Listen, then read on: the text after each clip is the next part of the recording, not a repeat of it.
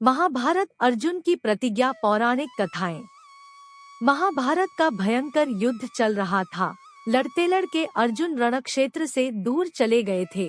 अर्जुन की अनुपस्थिति में पांडवों को पराजित करने के लिए द्रोणाचार्य ने चक्रव्यूह की रचना की। अर्जुन पुत्र अभिमन्यु चक्रव्यूह भेदने के लिए उसमें घुस गया।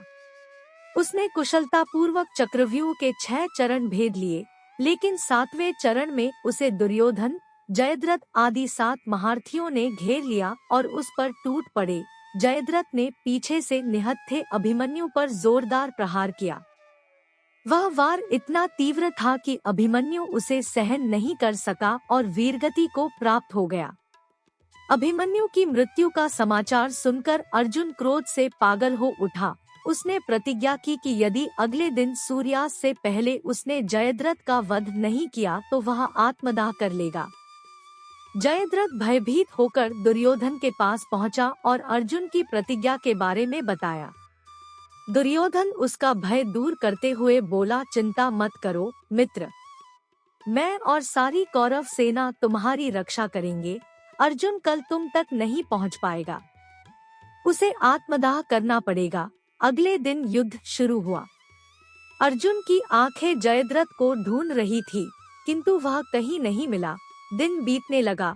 धीरे धीरे अर्जुन की निराशा बढ़ती गई।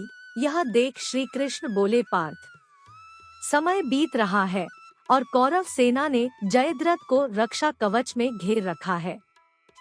आता तुम शीघ्रता से कौरव सेना का संहार करते हुए अपने लक्ष्य की ओर बढ़ो। यह सुनकर अर्जुन का उत्साह बढ़ा और वह जोश से लड़ने लगे, लेकिन जयद्रथ तक पहुंचना मुश्किल था। संध्या होने वाली थी। तब श्री कृष्ण ने अपनी माया फैला दी। इसके फलस्वरूप सूर्य बादलों में छिप गया और संध्या का भ्रम उत्पन्न हो गया। संध्या हो गई है और अब अर्जुन को प्रतिज्ञावश आत्मदाह करना होगा।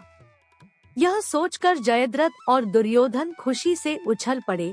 अर्जुन को आत्मदाह करते देखने के लिए जयद्रथ कौरव सेना के आगे आकर अट्टहास करने लगा।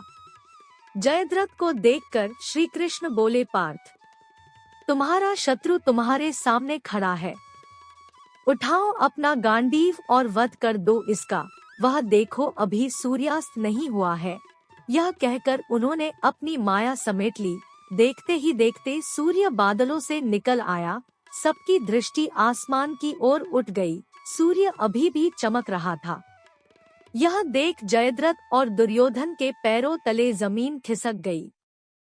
जयद्रथ भागने को हुआ, लेकिन तब तक अर्जुन ने अपना गांडीव उठा लिया था। तभी श्री कृष्ण चेतावनी देते हुए बोले, हे अर्जुन, जयद्रथ के पिता ने इसे वरदान दिया था कि जो इसका मस्तक जमीन पर गिराएगा उसका मस्तक भी 100 टुकड़ों में विभक्त हो जाएगा। इसलिए यदि इसका सिर जमीन पर गिरा तो तुम्हारे सिर के भी 100 टुकड़े हो जाएंगे। हे पार्थ, उत्तर दिशा में यहाँ से 100 योजन की दूरी पर जयद्रथ का पिता तप कर रहा है। तुम इसका मस्तक ऐसे काटो कि वह इसके पिता की गोद में जाकर गिरे। अर्जुन ने श्री कृष्ण की चेतावनी ध्यान से सुनी और अपनी लक्ष्य की ओर ध्यान कर बाण छोड़ दिया। उस बाण ने जयद्रथ का सिर धड़ से अलग कर दिया और उसे लेकर सीधा जयद्रथ के पिता की गोद में जाकर गिरा। जयद्रथ का पिता चौंक कर उठा तो उसकी गोद में से सिर जमीन पर गिर गया। सिर के जमीन पर गिरते ही उनके सिर के भी 100 टुकड़े हो गए। इस प्रकार अर्जुन की प्रतिज्ञा पूरी हुई।